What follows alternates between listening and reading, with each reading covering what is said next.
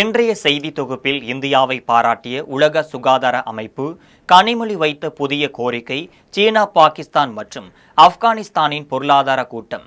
இது குறித்த தகவலை சிறிய தொகுப்புகளாக காணலாம். இந்தியாவின் கூட்டாட்சி உணர்வை பாதுகாப்பதில் நீங்கள் அளித்த குரலுக்கு நன்றி என முதலமைச்சர் மு.க.ஸ்டாலின் தெரிவித்துள்ளார்.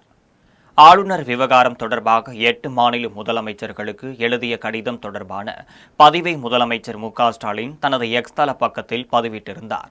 இதற்கு மக்களவை எதிர்க்கட்சித் தலைவர் ராகுல் காந்தி ஆதரவு தெரிவிக்கும் வகையில் அவரது எக்ஸ் தள பக்கத்தில் மோடி அரசு மாநில கவர்னர்களை தவறாக செயல்படுத்துவதாக குறிப்பிட்டு முதலமைச்சர் பதிவை பகிர்ந்துள்ளார். இதற்கு நன்றி தெரிவிக்கும் வகையில், அன்புள்ள சகோதரரே, மாநிலங்களின் உரிமைகளையும் நமது இந்தியாவின் கூட்டாட்சி உணர்வுகளையும் பாதுகாப்பதற்காக நீங்கள் கொடுத்த குரலுக்கு நன்றி என்றும் முதலமைச்சர் மு.க.ஸ்டாலின் தெரிவித்துள்ளார். இந்தியா அளித்த ஆதரவிற்கு நன்றி என உலக சுகாதார அமைப்பின் தலைவர் டெட்ரோஸ் அதானம் தெரிவித்துள்ளார். உலக சுகாதார அமைப்பின் 78வது கூட்டம் ஜெனீவாவில் நடைபெற்றது. இதில் பிரதமர் மோடி காணொலி காட்சி மூலம் கலந்து கொண்டார். கூட்டத்தில் உலகின் முதல் தொற்று நோய் ஒப்பந்தம் ஏற்றுக்கொள்ளப்பட்டு தொற்று நோய்க்கு எதிரான உலகளாவிய ஒத்துழைப்பை வலுப்படுத்த உறுதியேற்கப்பட்டது. இதனையடுத்து உலக சுகாதார அமைப்பு தலைவர் டெட்ரோஸ் அதானம் கேப்ரியேசன் நிகழ்வில் பங்கேற்ற பிரதமர் மோடிக்கு பாராட்டு தெரிவித்தார். மேலும் அவரது எக்ஸ் தள பக்கத்தில் உலக சுகாதார அமைப்பிற்கு இந்தியா அளித்த ஆதரவிற்கும் உறுதிப்பாட்டிற்கு நன்றி தெரிவித்துக் கொள்வதாக பதிவிட்டுள்ளார். மத்திய நிதியமைச்சர் நிர்மலா சீதாராமனை திமுக நாடாளுமன்ற குழு தலைவர் கனிமொழி நேரில் சந்தித்து பேசினார். இது தொடர்பாக கனிமொழி வெளியிட்டுள்ள எக்ஸ் தள பதிவில், மத்திய நிதியமைச்சர் நிர்மலா சீதாராமனை சந்தித்து செங்கல் மீதான ஜிஎஸ்டியை அவசரமாக குறைக்க வேண்டுகோள் விடுத்ததாக கூறியுள்ளார். இன்புட் டாக்ஸ் கிரெடிட் இல்லாமல் 3% மற்றும் ஐடிசியுடன் 5% ஆகியவற்றை முன்மொழியவும், பர்னர் பயன்பாட்டின் அடிப்படையில் கூட்டு வரியை அறிமுகப்படுத்த கோரிக்கை விடுத்ததாக கூறினார். 1.5 லட்சத்திற்கு மேற்பட்ட செங்கல் அலகுகள் மற்றும் மில்லியன் கணக்கான கிராமப்புற மக்களின் வாழ்வாதாரங்கள் பாதுகாக்கப்படும் என கனிமொழி பதிவிட்டுள்ளார். ஆந்திராவில் வீடுதோறும் ரேஷன் பொருட்கள் விநியோகம் செய்யும் நடைமுறை நிறுத்தப்பட உள்ளதாக உணவுப் பொருள் வழங்கல் துறை அமைச்சர் மனோகர் தெரிவித்துள்ளார். இது தொடர்பாக மாநில உணவுப் பொருள் வழங்கல் துறை அமைச்சர் மனோகர், இந்த நடைமுறையில் நிகழும் குளறுபடிகள் காரணமாக மீண்டும் நியாய விலை கடைகள் மூலம் பொருட்களை வழங்க முடிவு செய்யப்பட்டுள்ளதாக தெரிவித்தார்.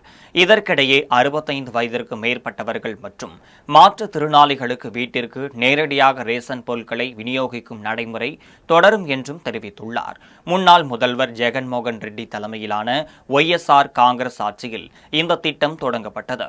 தற்போது தெலுங்கு தேசம் கட்சி தலைவர் சந்திரபாபு நாயுடு தலைமையிலான ஆட்சியில் ஜூன் 1ஆம் தேதி முதல் இந்த திட்டம் நிறுத்தப்பட உள்ளதாக அறிவிக்கப்பட்டுள்ளது.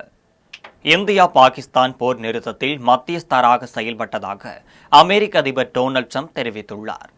வெள்ளை மாளிகையில் தென்னாப்பிரிக்க அதிபர் சிரில் ராம்போசாவை சந்தித்து பேசினார். அப்போது அவர், இந்தியா பாகிஸ்தானுக்கு இடையே ஆன மோதலை தீர்க்க நான் உதவியதாகவும் வர்த்தகம் மூலம் அதனை தீர்த்து வைத்ததாகவும் கூறியுள்ளார். மேலும் இந்தியா பாகிஸ்தான் இடையே அணு ஆயுத போர் ஏற்பட்டதை நிறுத்திவிட்டதாகவும் தெரிவித்துள்ளார்.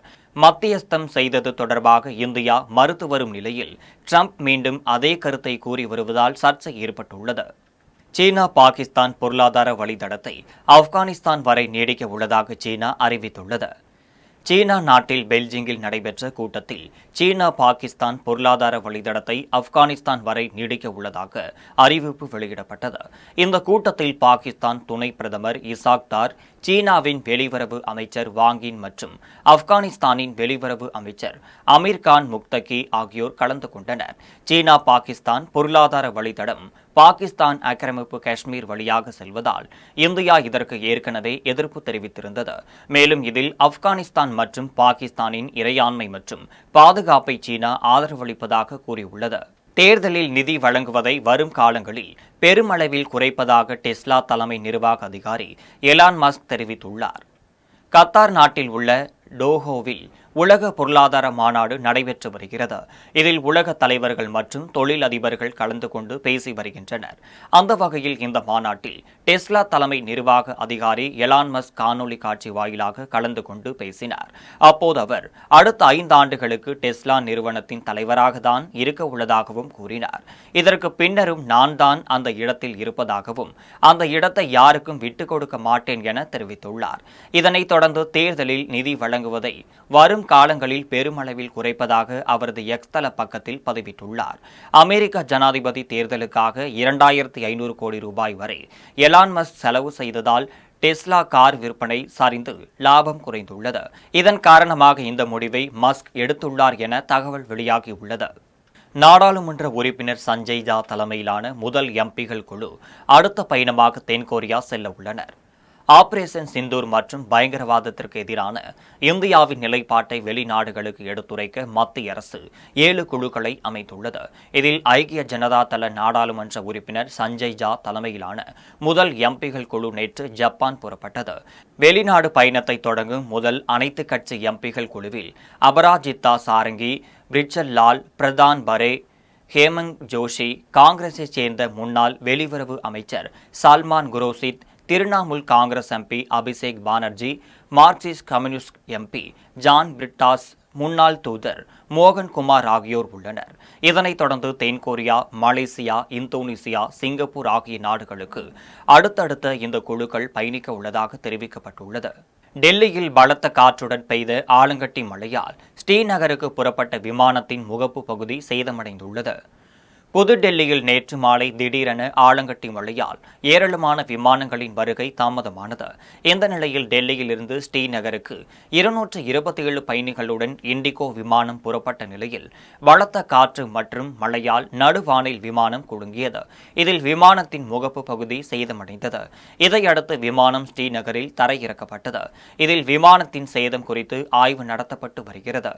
ஊத்தங்கரை அருகே 8 கோடி ரூபாய் மதிப்பீட்டில் புதுப்பிக்கப்பட்ட சாமல்பட்டி ரயில் நிலையம் இன்று பொதுமக்கள் பயன்பாட்டிற்காக நடைபெற உள்ளது. கிருஷ்ணகிரி மாவட்டம் ஊத்தங்கரை அருகே உள்ள சாமல்பட்டி ரயில் நிலைய திறப்பு விழா இன்று நடைபெற உள்ளது.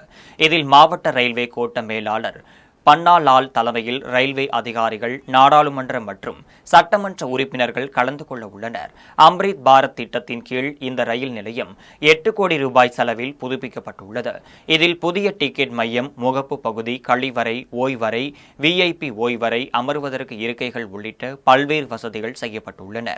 மேலும் இருசக்கர வாகனம், கார்களை நிறுத்த விசாலமான பார்க்கிங் வசதி உருவாக்கப்பட்டுள்ளது.